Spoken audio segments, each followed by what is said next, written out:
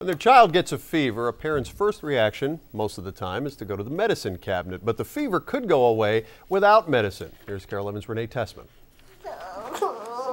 Getting a fever can be tough on a child, but it can be even tougher on a parent. In general, parents are somewhat afraid of fevers. We call it a fever phobia, in that they think their child needs to not have a fever. But having a fever isn't necessarily a bad thing.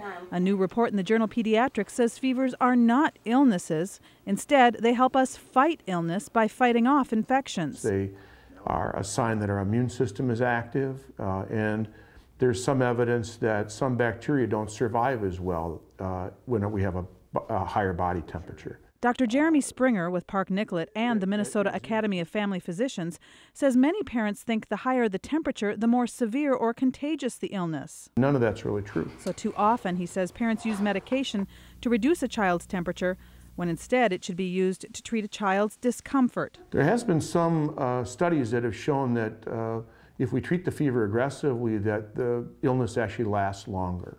A temperature 100.4 or lower is technically not a fever. Springer says a temperature of 105 is often no worse than 101. But if a child is also lethargic or cranky or refuses to eat or drink, you will want to see a doctor. If it's just a simple fever, though, it may be best to let it run its course. Renee Tessman, KARE 11 News.